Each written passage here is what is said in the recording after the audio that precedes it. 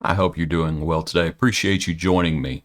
We are going to be looking at Jesus being the shepherd today.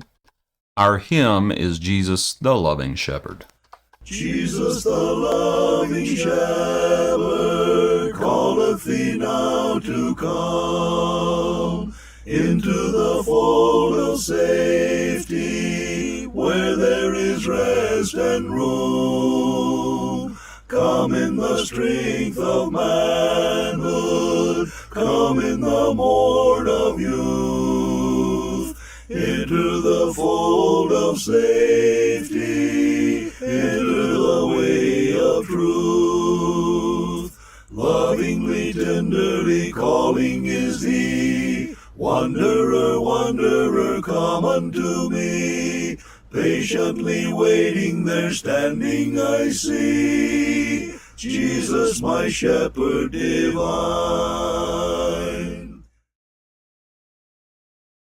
Let's look at our passage. We're actually backing up to the account. Yesterday we looked at when Jesus was baptized.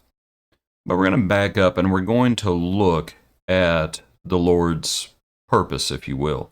This is Matthew chapter 2, verse 4, just so you see when this is.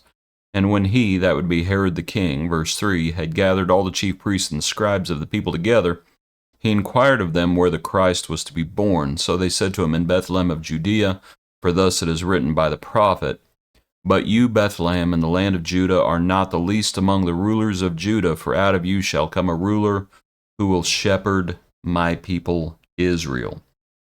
And so we have the Lord's purpose, coming to shepherd his people. I was just thinking about that picture of the Lord being a shepherd. And of course, if you may immediately, I go to Psalm 23. The Lord is my shepherd. And I think about some of the imagery that is used there.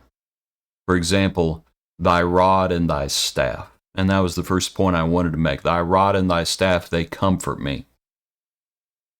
It's a picture of discipline. You have a shepherd who has the shepherd's hook to keep sheep from getting away. And then you have a rod to instill discipline in the sheep. And that we are not to be goats. Of course, at Judgment Day, the Lord separates the sheep from the goats. Goats will eat anything. Goats aren't real big on discipline. But the Lord's sheep, they are the ones who take the rod and the staff. The second point I want to make is that you have this picture, and again, the 23rd Psalm. You make me to lie down in green pastures. There's a book, actually, I have right behind me that talks about, it's looking at Psalm 23 from a shepherd's perspective by, I believe he's an Australian shepherd, if I remember correctly. And he talks about how sheep, when they are not feeling safe, that they will not eat and they will not rest.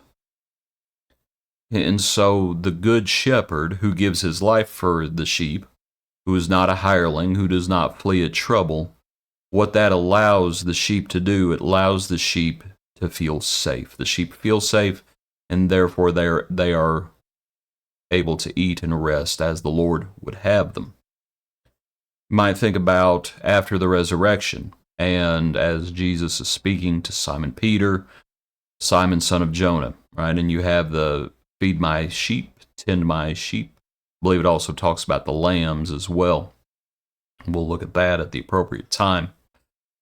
But this picture of safety, and it's the safety that the Lord provides. It's not safety like the world provides. It's safety like the Lord provides.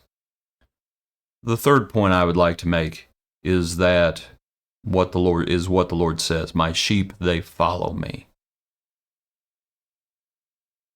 Yea, though I go through the valley of death. Yea, though I walk through the valley of death, I shall fear no evil. And I was thinking about, why would you walk through the valley of the shadow of death? Certainly we could talk about death and how it's appointed for man wants to die.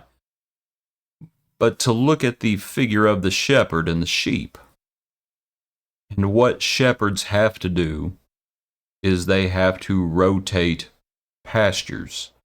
The sheep will feed in one place, they'll work the grass down, and then the shepherd will lead them to another pasture.